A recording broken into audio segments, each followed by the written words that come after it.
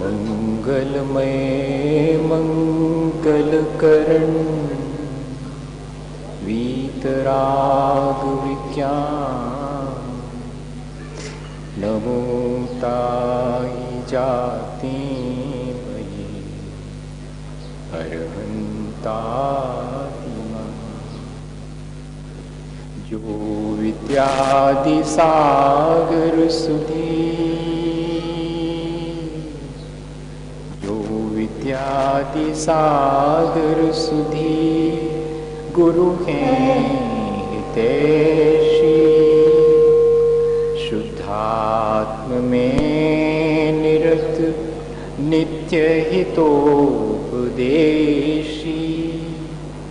वे पाप ग्रीष्म ऋतु में जलगे सयाने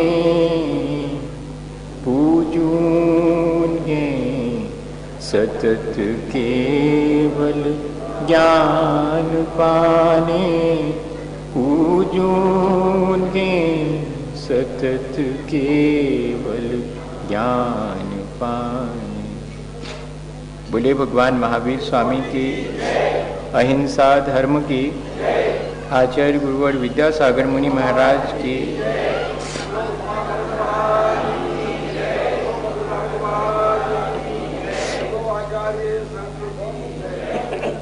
हम सभी लोग हमेशा की तरह आज भी अपने जीवन के विकास के लिए कुछ बातें सीखने बैठे हुए हैं।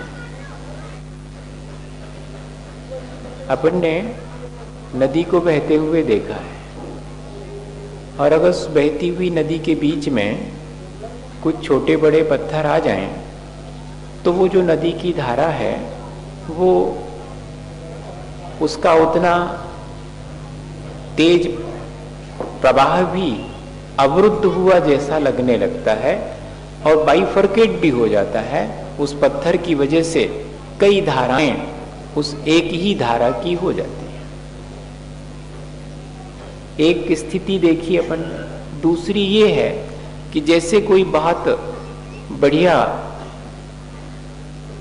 संगीत का जानकार हो, लेकिन वो वीणा के तार ठीक से न संभाल पाए,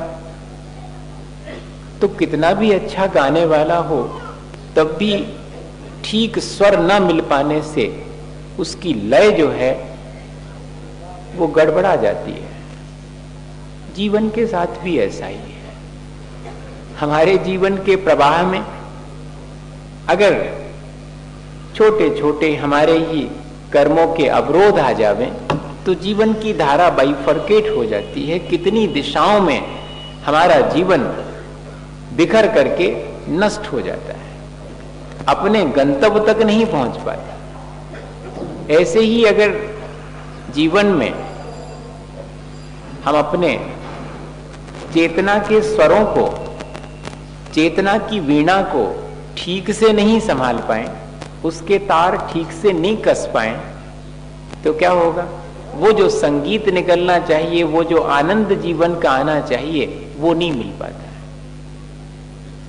हमें अपने जीवन की लय, हमें अपने जीवन के प्रवाह को भी व्यवस्थित करना चाहिए और इसे ही कहेंगे जीवन का विकास। जो व्यक्ति जितना संतुलित होकर के अपने जीवन को जीता है, वो व्यक्ति उतना अपने जीवन का विकास कर लेता है। और जो व्यक्ति बहुत बेतरतीबी से, बहुत असंतुलित ढंग से अपना जीवन जीता है, बहुत लापरवाही में अपना जीवन जीता है, तो वो अपने जीवन का कभी विकास नहीं कर पाता। अच्छा, मजा ये है कि अपनी लापरवाही अपन को खुद समझ में नहीं आती, अपना असंतुलन अपन को खुद नहीं समझ में आता। तो आचार्य भगवंत हम पर कृपा करके हमें हमारी जीवन की लापरवाही से बचाने के लिए या हमारे असंतुलन को ठीक करने के लिए हमें सलाह देते हैं, वो हमें उपाय बताते हैं। हमें वाणी मिली है, हम वचन बोलते हैं सुबह से शाम तक। उन वचनों में असंतुलन ना हो, इसलिए जरूरी है कि वचन तो हो लेकिन विवाद ना हो। ऐसे वचन जो कि विवाद उत्पन्न कर देवें, वो हमारे जीवन को असंतुलन की तरफ ले जाएंगे।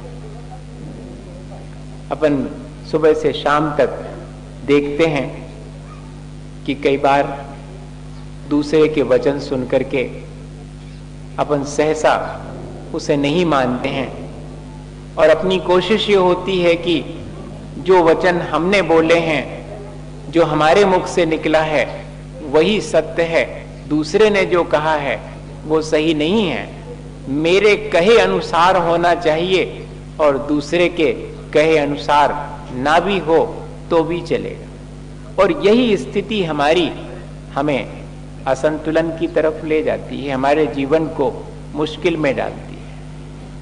हम इसको इस तरह से समझें कि हमें अपने वचनों को इस विकृति से बचाना चाहिए और संस्कारित करना चाहिए। जिसके वचन संस्कारित होते हैं वो अपने वचनों के द्वारा कहीं कोई विवाद उत्पन्न हो ऐसी स्थिति ही निर्मित नहीं होने देता। वो अपने वचनों को संभल करके प्रयोग में लेता है। जैसे एक युवक को ये बात समझ में नहीं आती थी कि वचन का भी इतना महत्व हो सकता है क्या, तो किसी ने उससे कहा कि कुछ कागज के छोटे छोटे से टुकड़े थे, तो जाओ इन कागज के टुकड़ों को एक थैली में भर करके दिए कि चौराहे पर जाकर इनको गिरा दो। तो चौराहे पर जाकर जैसे उसने कागज के वो टुकड़े गिराए, हवा चली, चारों दिशाओं में वे कागज के टुकड़े फैल गए। तो उस पुरुष ने कहा उस युवक से कि जाओ अब इन सबको समेटो और भरो पुनः उनको थैली में। अरे ये तो बहुत कठिन काम है, ये तो नहीं हो सकता, वो तो सब हवा में यहां से वहां उड़ गए। भाई ऐसा ही हमारे शब्द हैं, एक बार निकल जाते हैं तो फिर हम उन्हें समेट करके फिर से वापस नहीं रख सकते हैं। वे तो यहां वहां जिस किसी तरह से कहीं भी फैल करके और अपना प्रभाव भरा बुरा दोनों तरह का प्रभाव होता है, वचन का वो प्रभाव वो दिखाना शुरू कर देते हैं। इसलिए जब भी हम शब्दों का प्रयोग करें, शब्दों का चयन करें, तो ऐसे शब्द जो कि विवाद उत्पन्न करें, दूसरे के और अपने जीवन को मुश्किल में डालें, ऐसे वचनों से हम बचें। हमारे पास विचार भी हैं, वचन है तो हमारे पास मन भी है, हमारे पास विचार भी हैं। तो विचार तो हो लेकिन विचारों का आग्रह ना हो, तो ही हमारा जीवन संतुलित रहेगा। जो व्यक्ति अपने विचारों का जितना आग्रह रखता है वो उतना ही दुखी होता है, स्वयं अपने दुख का उपाय कर लेता है। अपन देखें घर में 4 लोग हैं और 4 अलग अलग विचार के हैं, बताइएगा ठीक से चलेगा घर? समाज है, समाज में 4 लोग हैं, चारों के अलग अलग विचार हैं, बताइए वो समाज संगठित होकर के कुछ काम कर सकेगा? मान लीजिएगा एक देश है और देश में 4 अलग अलग पार्टियां हैं और वे सब अलग अलग दिशाओं में जाएं, तो बताइए देश का विकास होगा? ऐसे ही तो जीवन है, जहां परिवार, समाज और राष्ट्र की बात अपन करते, ऐसे ही अगर अपने जीवन में हम देखें कि हमारे जीवन में हमारा मन कभी कुछ सोचे कभी कुछ सोचे, अपने ही मन में हम तरह तरह से विचार उत्पन्न करके उनका आग्रह करें, तो क्या स्थिति बनेगी हमारे स्वयं के जीवन की? हमारा जीवन भी तहस नहस हो जाएगा। एक विचार जो कि जीवन को संगठित करे, जो कि परिवार को संगठित करे, जो देश और समाज को संगठित करे, वह विचार ही श्रेष्ठ विचार है। बाकी विचारों का आग्रह नहीं होना चाहिए। ये अपन लोगों को हमेशा रहता है, सबके मन में रहता है कि मेरे विचार ही श्रेष्ठ हैं, मेरे विचार के अनुसार ही कार्य होना चाहिए। ऐसा अपने विचारों को दूसरे के ऊपर थोपने का जो भाव है, वो हमारे जीवन के विकास में बहुत बड़ा अवरोध है। मानो कि नदी के प्रवाह में पत्थर आ गया है, ऐसा ही। और तीसरा, हम कर्म करते हैं सुबह से शाम तक, वो हमारा व्यवहार है। उसे हम कर्म कहें या कि अपना व्यवहार करें, तो हम अपने व्यवहार में देखें कि व्यवहार हमारा असंतुलित नहीं होना चाहिए। व्यवहार हमारा जितना हो सके संतुलित हो। संतुलित व्यवहार किसे कहेंगे? जिसमें सबका ख्याल हो, जिसमें सह अस्तित्व की भावना हो, जिसके साथ हम रहते हैं उसके साथ हमें किस तरह रहना चाहिए, चाहे वो परिवार हो, चाहे समाज हो, चाहे और परिवेश हो, सबके साथ में सह अस्तित्व की भावना। जैसे कि एक बहुत बड़ी मशीन हो और उस मशीन में से अपन सोचें कि अरे ये तो इतना छोटा सा पेंच है, इतना छोटा सा पुर्जा है, इसका क्या इतनी बड़ी मशीन में क्या महत्व है, तो निकाल दो वहां से। तो आप उस छोटे से पुर्जे को मशीन में से निकालेंगे तो हो सकता मशीन ही ठप हो जाए। वो छोटा सा पुर्जा दिख रहा है मशीन में, बहुत छोटा सा, लेकिन उसका भी वहां पर महत्व है। ऐसे ही जिसके साथ भी हम रहते हैं, वो चाहे वो एक इंद्रिय जीव भी क्यों ना हो, बहुत क्षुद्र सा दिखाई पड़ने वाला कीड़ा भी क्यों ना हो, उसका भी अपना जीवन है, उसका भी अपना महत्व है। मेरे व्यवहार का संतुलन यह है कि मैं उसका भी ध्यान रखूं। मैं अपना जीवन तो जीऊं, लेकिन उसके जीवन में बाधक ना बनूं। मैं उसके जीवन में कोई ज्यादा मदद नहीं कर सकता तो कोई बात नहीं है, लेकिन उसके जीवन जीने में मेरे जीवन से अगर बाधा उत्पन्न हो तो ये तो मेरे व्यवहार का असंतुलन होगा। बहुत कठिन है, पर विचार तो होना चाहिए अपने भीतर इस तरह का। सुबह से शाम तक हम अपना व्यवहार करते हैं इस संसार में, और हम देखते हैं कि उस व्यवहार में हम बहुत चूक जाते हैं, और वह जो व्यवहार में हमारा चूक जाना है वो किसी और का घाटा नहीं करता भैया, हमारा खुद का घाटा करता है। लगता जरूर है कि वो चलो चलता ही है, ऐसा तो सब चलता है, तो संसार में तो चल जाएगा, लेकिन अपने जीवन के बारे में क्या करोगे? अपना जीवन ऐसे ही चलेगा तो संसार ही बढ़ता चला जाएगा। ऐसा विचार आना चाहिए मन में। कितना कर पाएंगे ये बिल्कुल अलग बात है, लेकिन करना चाहिए, ये संकल्प हमारा। कितना कर पाए ये तो हमारे ऊपर, हमारी क्षमता पर निर्भर होता है। एक तितली है, जरा सी दिखाई पड़ती है, लेकिन अगर हम खेल खेल में उसे नष्ट कर दें तो मानिएगा कितने सारे फूल जो खिलने वाले थे वो नहीं खिल पाएंगे। उनके परागण में उस तितली का बहुत महत्व है। एक छोटा सा दिखता है बादल का टुकड़ा, लेकिन वो बादल का टुकड़ा नहीं बरसे और नष्ट हो जाए अगर, तो बताइएगा हमारा जीवन ही बहुत मुश्किल में पड़ जाए। ऐसी छोटी छोटी सी चीजें जो अपन को जान पड़ती हैं कि इनका कोई महत्व नहीं, बहुत महत्वहीन है ये चीजें, ऐसा नहीं समझें। यहाँ पर जो भी है वो अपनी जगह पर बहुत महत्व रखता है। ऐसा विचार करके फिर अपना व्यवहार करें, अपना जीवन जिएं, तो ये तीनों चीजें भी अगर व्यवस्थित हों, वचन हमारे बोलने से पहले हम देख लें कि कोई विवाद उत्पन्न होता हो तो वचन वापस ले लिए। घर गृहस्थी में ये तीनों चीजें अप्लाई करें, वचन और विचार, ये दोनों अनेकांत हैं भैया। हमारे जैन दर्शन का मूलभूत सिद्धांत है अनेकांत। वचन हो पर विवाद नहीं हो, विचार हो लेकिन आग्रह नहीं हो, ये अनेकांत की पद्धति है। और व्यवहार में संतुलन यानी दूसरे का जीवन का भी महत्व है। अगर ये विचार है तो वो अहिंसा है। दो ही चीजें हैं, अहिंसा और अनेकांत। इसको दूसरे शब्दों में कह लें, ये हमारी मौलिकता है।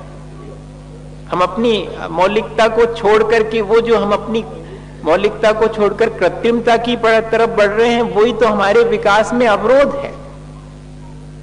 लेकिन ये चीज सहसा अपन को समझ में नहीं आती। कितना अपना जीवन और अपने मौलिक स्वभाव को छोड़ करके कितना विकृतियों की तरफ चला जा रहा है, कितना कृत्रिमताओं की तरफ चला जा रहा है, इसी वजह से चला जा रहा है। छोटे छोटे से चीजों को हम बहुत समझ ना पाने की वजह से, अज्ञानता की वजह से जैसा संतुलित जीवन जीना चाहिए वैसा नहीं जी पाते हैं, और अपनी इस मौलिकता को, अनेकांत और अहिंसा को भूल करके और अपना जीवन व्यतीत करते हैं। हमें थोड़ी सी सावधानी रख करके अपनी इस मौलिकता को पहचानना चाहिए। हमें वचन मिले हैं, बहुत मौलिक है। हमें विचार की सामर्थ्य मिली है, बहुत मौलिक है। हमें कर्म करने की सामर्थ्य मिली है, हमारा व्यवहार हमारा मौलिक है। क्यों हम उसके लिए और ठीक ठीक ढंग से और उपयोग ना करें? जो चीजें मिली हुई हैं करना चाहिए। इन तीनों का सदुपयोग करना अगर सीख ले कोई व्यक्ति तो मुझे लगता और बहुत आवश्यकता नहीं है इस संसार में।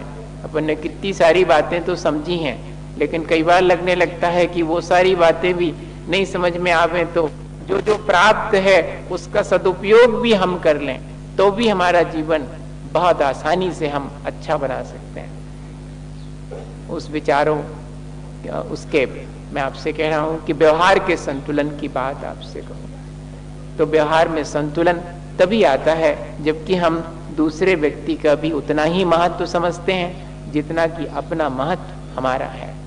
होता नहीं है, बहुत कठिन है। हम अपना तो बहुत महत्व समझते हैं कि हमारे जीवन बहुत महत्वपूर्ण है, हमारा कार्य बहुत महत्वपूर्ण है। दूसरे का कार्य कोई खास महत्वपूर्ण नहीं, दूसरे का जीवन भी महत्वपूर्ण नहीं है। बस यही मजा है संसार में और कुछ नहीं है। जरा आज आराम से जाकर के मैं सोच रहा था ऐसे ही कि आज क्या कहूंगा लोगों से, तो फिर मुझे एकदम आइडिया आया कि नहीं, ये चीज तो हम लोग मिस कर रहे हैं, बहुत चूक रहे हैं इस चीज को। हमें लगता हमने जो काम करा, हम जो कर रहे हैं वो सबसे श्रेष्ठ, दूसरे ने करा वो कुछ भी नहीं। हमारा जीवन बहुत महत्वपूर्ण, हमारा संसार में होना बहुत महत्वपूर्ण। हम नहीं होंगे तो बहुत सारे काम रुक जाएंगे, लेकिन दूसरा नहीं भी रहो तो मत रहो, क्या फर्क पड़ता है? ऐसा नहीं है। सबका अपना महत्व है, सबके अपने जीवन का, सबके अपने कार्यों का महत्व है। ऐसा हमारे मन में भाव आएगा तब हमारे जीवन में अहिंसा का ये विचार आएगा। अकेले अहिंसा के मायने ये नहीं है कि चींटी पर मैंने पैर नहीं रखा है इसलिए मैं अहिंसक हो गया, पानी छान के पी लिया तो मैं अहिंसक हो गया, थाली पर मैंने जरा शोध का भोजन कर लिया तो मैं अहिंसक हो गया। जरा देखूं तो मेरे व्यवहार में क्या क्या चीजें हैं सुबह से शाम तक।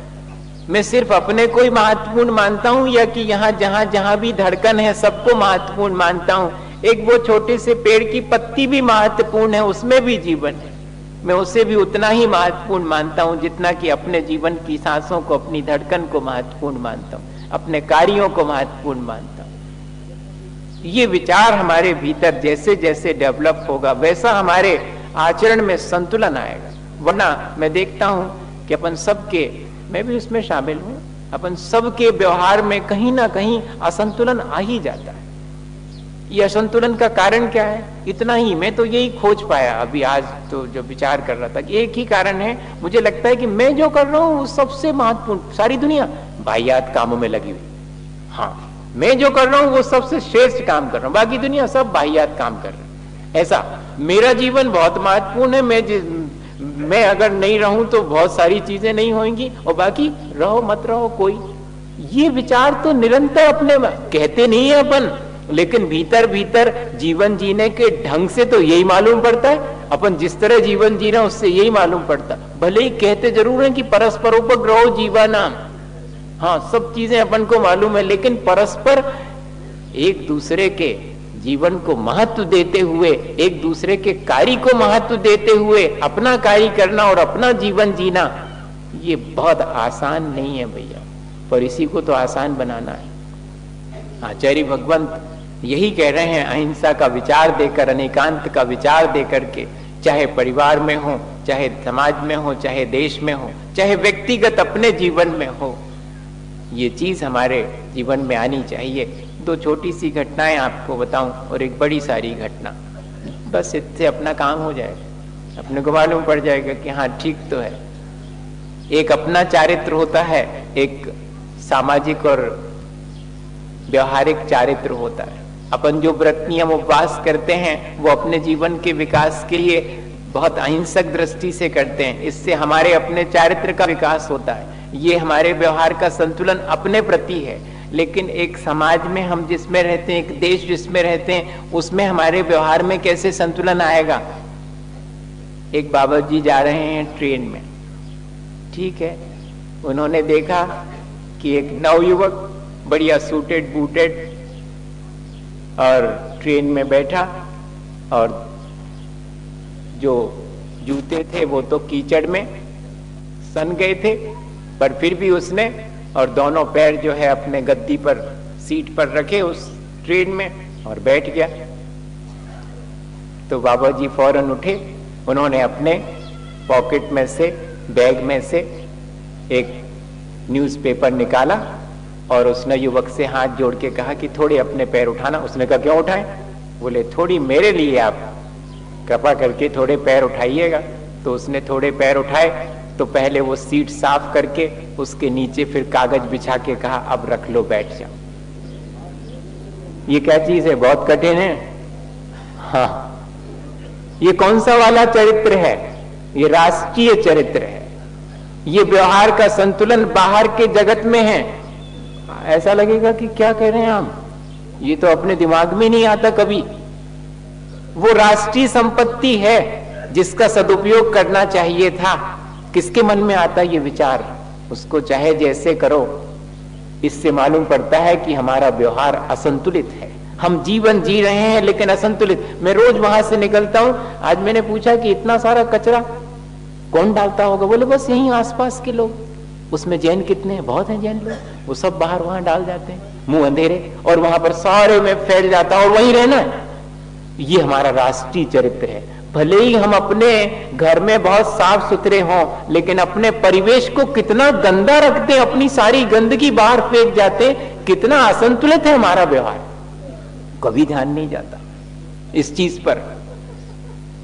बहुत छोटी सी चीज कह रहा हूं आपसे आज, बिल्कुल धर्म की से कोई ऐसा लगेगा कि कहीं जुड़ा ही नहीं रही, वो बिल्कुल व्यवहारिक सी चीज लग रही है। तो ये व्यवहार ही जिसका संतुलित नहीं है, वो व्यक्ति अपने जीवन को कैसे विकसित करेगा? ये विचार से विकसित होता है जीवन, आचरण विचारों से बनता है। जिसके विचारों में ये बात नहीं, उसके आचरण में ये कहां से आएगा संतुलन? बताइएगा।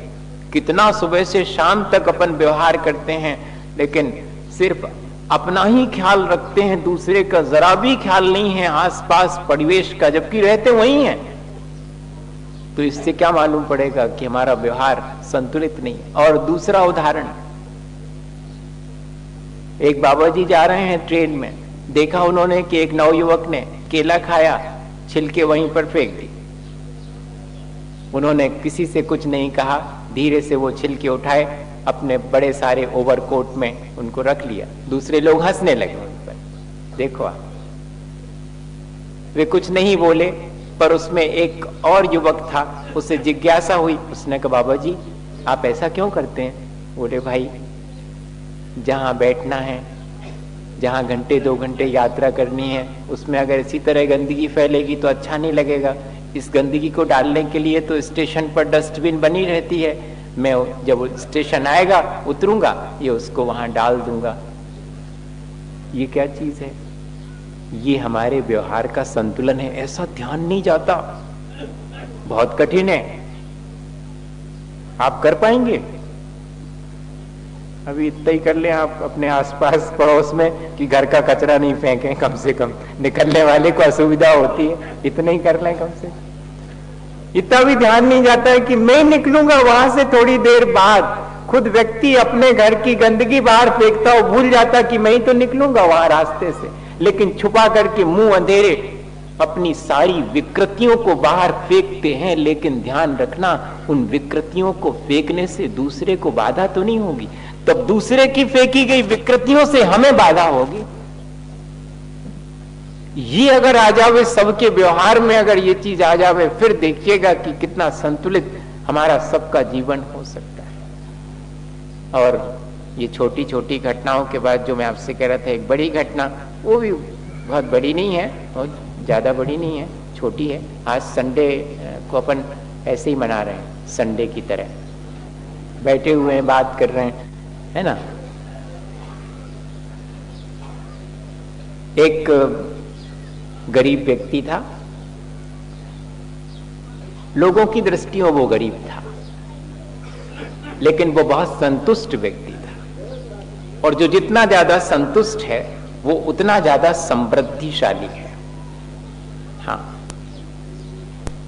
और जिसके पास अपार धन राशि है लेकिन आकांक्षाएं बहुत हैं, वो तो बहुत गरीब है, वो तो मांग रहा है अभी भी।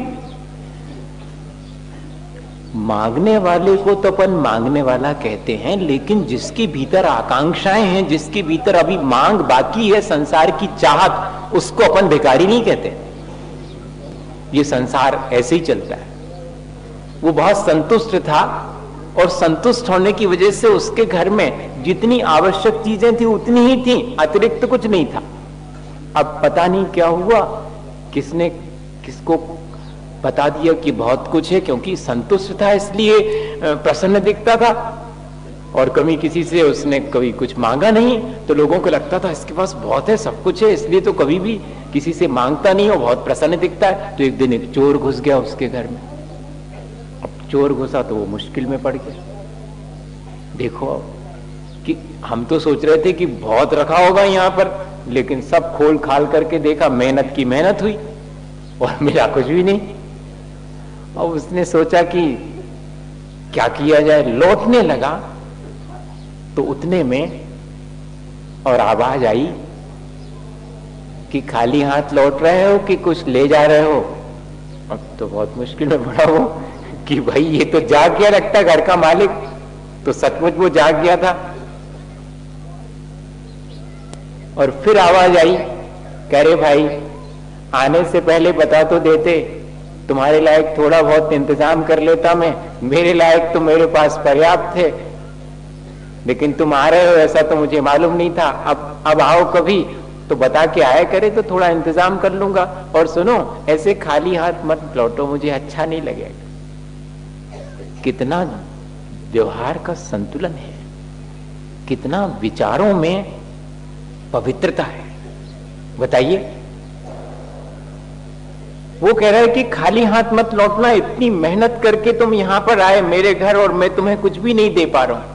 और अपने घर में अगर कोई इस तरह से घुसे तो क्या कहेंगे? आज के समय में तो बिल्कुल बदल गया ये सब। तो बहुत पुराना उदाहरण सुना रहा हूं, नहीं तो आप कहो कि महाराज जी सोच रहे हैं, कह रहे हैं कि चोर घुस जाए तो उसके साथ भी ऐसे ही करना है ना। मैं तो सिर्फ एक विचार दे रहा हूं कि क्या इस तरह का विचार अपने भीतर आता है कि नहीं आता है। क्यों नहीं आता? क्योंकि इतनी आसक्ति है जोड़ के रखने की कि उसके चलते और किसी को देने का या कि कोई उठाने लगे तो सहसा अपन तैयार नहीं होते उस चीज के लिए, जबकि अपनी आवश्यकता के लिए अपने पास पर्याप्त होता है। फिर भी ये इसलिए वर्तमान में जो मैं बात कह रहा हूं बिल्कुल फिट नहीं बैठेगी। ये तो बहुत कोई संतुष्ट और बहुत शांतिपूर्वक जीवन जीने वाले पर ही फिट बैठेगी, वरना तो आज के समय में बिल्कुल आउट ऑफ डेट है ये चीज जो मैं कह रहा हूं। मैं खुद भी बोलते हुए सुन रहा हूं अपनी बात को कि बहुत बहुत अनफिट चीज है।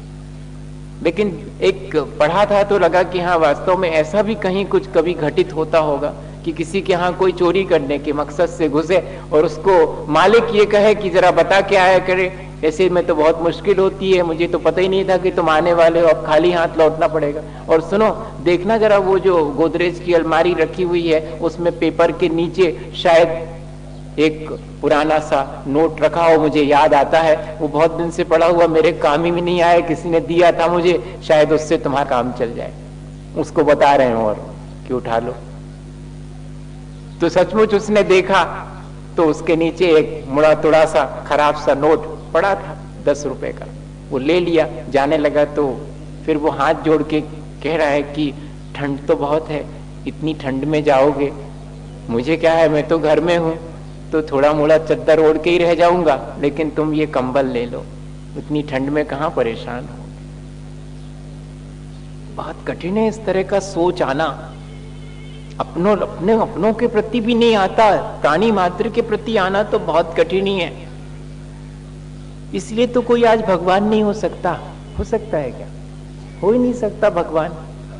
भगवान होने के लिए, तीर्थंकर होने के लिए कितना जबरदस्त, कितना पवित्र विचार चाहिए। अभी तो अपने पास ऐसा विचार ही नहीं आता। अपन तो इसमें से तर्क करेंगे, अरे ऐसे चलता है का जीवन, तो चलाओ जैसे चलता वैसे ही। संसार चलता है ऐसे, जीवन तो ठीक ठीक ऐसे ही चलता है। इससे जो अपन कर रहे हैं उससे संसार बढ़ता है, उससे संसार ही चलता है। संसार खत्म करना हो तो ऐसा करना, संसार बढ़ाने के लिए तो हम सब कर रहे हैं, इसलिए संसार बढ़ाने वाले को ये बात बिल्कुल अनफिट मालूम पड़ेगी। लेकिन जिसको संसार खत्म करना हो उसको लगेगा कि हाँ सचमुच यही जीवन जीने का ढंग है। कंबल उसे दे दिया, 10 रुपए दे दिए, आया था वो चोरी करने। एक बार वो भी सोच में पड़ गया कि सैकड़ों जगह चुराने गया हूं, वहां तो छीना झपटी मस्ती है, मैं वहां से ले जाना चाहता हूं और जिसका है वो देना नहीं चाहता। और यहाँ तो जिसके गया हूं वो देने ही देने के लिए तैयार है, नहीं मिला तो उसने मेरी मदद तक कर दी कि जाओ ले जाओ। बहुत सोच में पड़ गया वो, लेकिन ऐसा कर्म का उदय, संयोग ऐसा बना कि 2-4 दिन में वो पकड़ा गया। वो पकड़ा गया तो उसके पास वही 10 रुपए का नोट।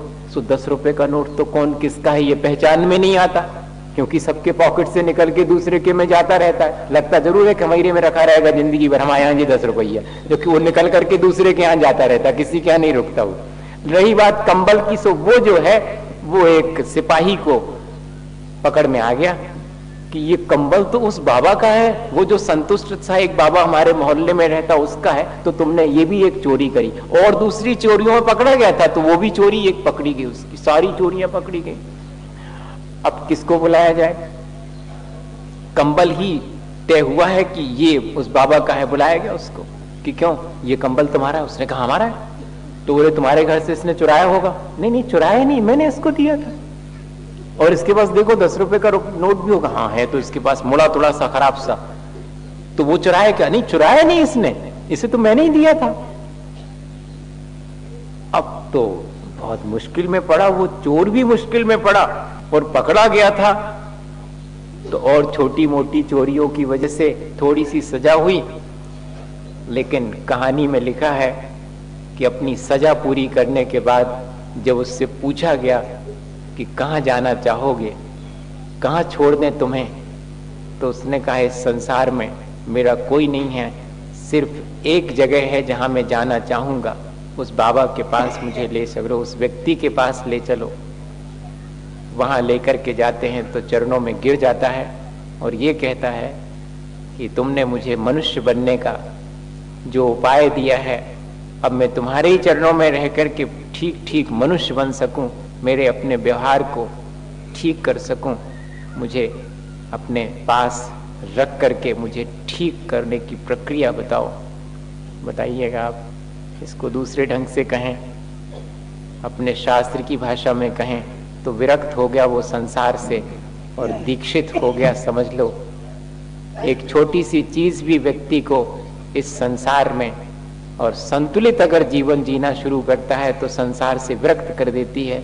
ये तो हमारा असंतुलित व्यवहार है जिसकी वजह से हम संसार में अटके हुए हैं। अगर हम अपने व्यवहार को, अपनी वाणी को और अपने विचारों को सबको जरा सा संतुलित कर दें, फिर देखिएगा ये तीनों चीजें, ये तीनों शक्तियां जो हमें मौलिक रूप से मिली हुई हैं, इन तीनों के माध्यम से भी हम इस संसार से मुक्त हो सकते हैं। वही हमारा अंतिम लक्ष्य है। इसी भावना के साथ अपन नमोकार करें कि हम अपने जीवन को संतुलित ढंग से जी करके और इस संसार से पार हो सके।